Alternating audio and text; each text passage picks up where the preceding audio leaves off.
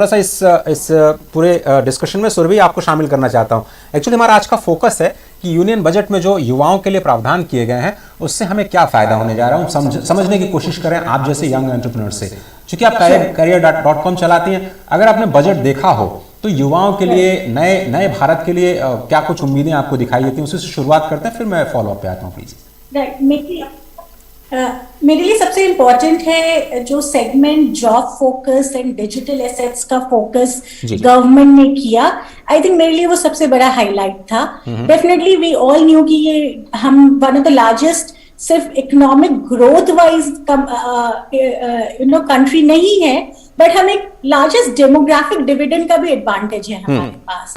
And ये जो focus jobs के जरिए एंड ये फोकस करना कि few crores of job will be targeted in next few years, I think मेरे लिए सबसे बड़ा हाईलाइट है। मुझे लगता है भारत के युवाओं के लिए भी वही सबसे बड़ा हाईलाइट है, क्योंकि अगर हम अपने स्किलिंग या स्किलिंग को लेके जो बजट है या डिजिटल स्किलिंग मीडियम्स के लिए कहा गया है, तो I think that is the biggest focus हमारे इस बजट का। और स्पेशली युवाओं को लेके ये एक जीडीपी के वाइज भी ग्रोथ लेकर आएगा, फ्यूचरिस्टिक अप्रोच भी है और इंडिया को एक वर्ल्ड लीडर के स्वरूप में भी ज्यादा आगे बढ़ाएगा।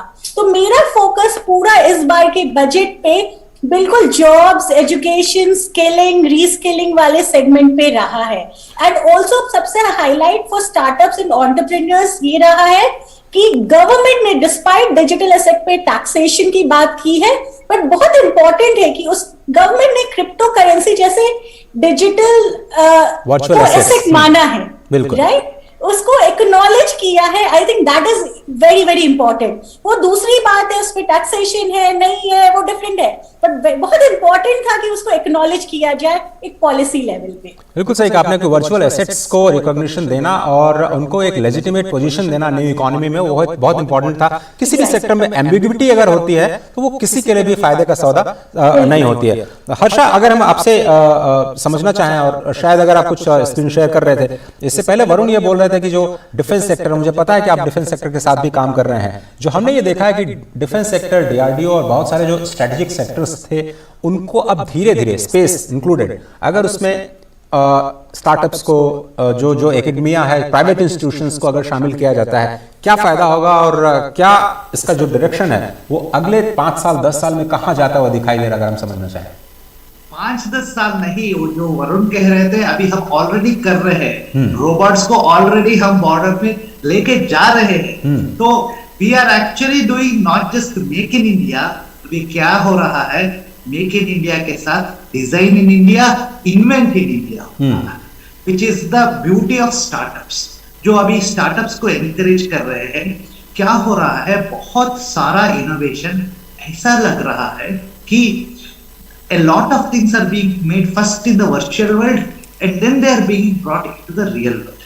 जैसे आप फोटो खींच रहे थे, पहले कैमरा से फोटो खींच रहे थे, बाद में डिजिटल करवा रहे थे। अभी क्या हो रहा है, पहले डिजिटल होगा, बाद में एक्चुअली प्रिंट करवाएंगे। 2D में ये हो रहा है। अभी क्या हो रहा है, 3D में भी ऐसा ही वर्ल्ड हो जाएगा।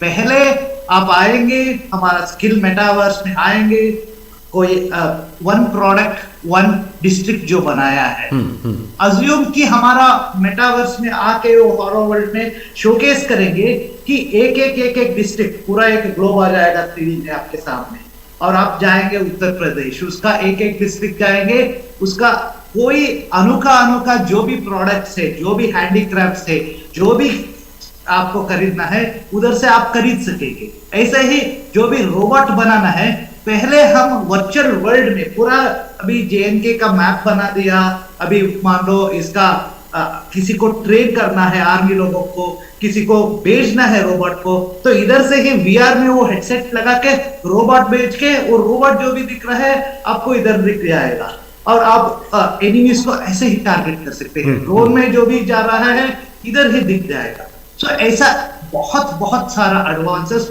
ऑलरेडी हो रहा है। हमारा ऑलरेडी 12 पेटेंट्स है वर्ल्ड वाइड। सो पेटेंट इकोनॉमी बहुत बढ़ रहा है। I think this new generation of India is something which is going to take over the world.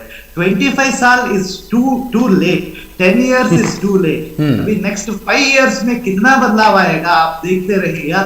Youth is impatient. वो ऐसा innovation करके जाएगा कि next 5 years में we would have, I think, gone 50 years ahead.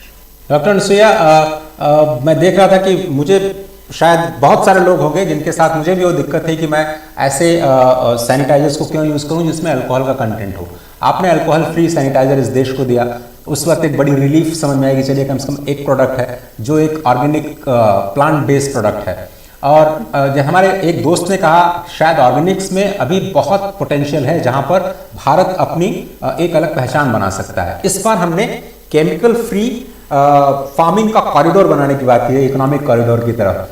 2500 kilometre का ये corridor, 10 kilometre चौड़ा, मतलब 25,000 किलोमीटर स्क्वायर किलोमीटर का ये पूरा का इम्पैक्ट जो है गंगा के किनारे हो रहा है. और एक बड़ा इंटरेस्टिंग डेटा हमें और एक्सपर्ट ने दिया कि अभी ऑलरेडी इंडिया में केवल 74% जो हमारी खेती होती है उसी में हम फर्टिलाइजर का, केमिकल फर्टिलाइजर्स का यूज करते हैं. हम ऑलरेडी 24-25% ऑर्गेनिक हैं, पहले से ही ऑर्गेनिक है. और अगर हम उसको थोड़ा सा और बूस्ट करते हैं तो कितना बड़ा एक ऑर्गेनिक बाजार, प्रोडक्ट्स का बाजार हम पूरी दुनिया तक लेके जा सकते हैं, उसमें चैंपियनशिप ले सकते हैं. जेनोमिक्स और फार्मा जो एक बड़ा फोकस सनराइज है, उसका पोटेंशियल आप क्या देखते हैं और आप जैसे स्टार्टअप्स के लिए कितनी बड़ी है दुनिया में?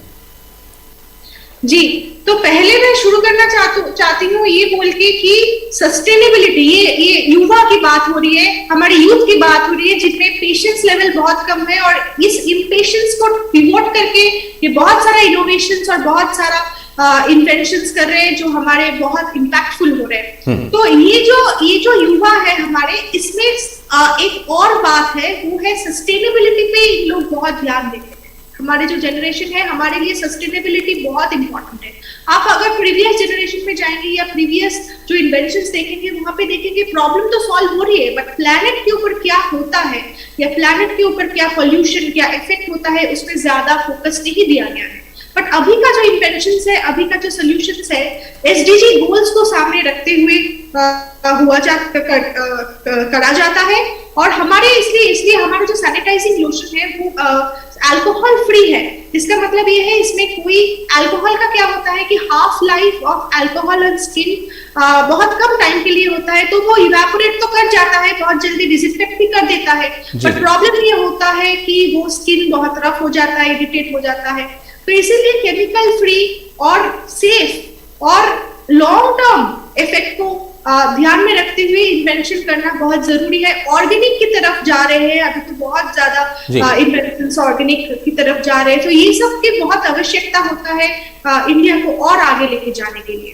बिल्कुल सही कहा आपने. सुरभि, हम थोड़ा सा अगर हम ये समझना चाहें आपसे कि वो कौन से सेक्टर्स हैं जहां पर एम्प्लॉयमेंट के पोटेंशियल ज्यादा है, जहां पर जो आज बच्चे स्किलिंग की तरफ जा रहे हैं, अपनी तैयारी पहले से करें, क्योंकि अगर आपको राइट डायरेक्शन पता है आप डिसीजंस बेहतर ले सकते हैं. कौन कौन से क्षेत्र हैं जहां पर संभावनाएं ज्यादा नजर आ रही हैं अगले 4 से 5 साल? राइट.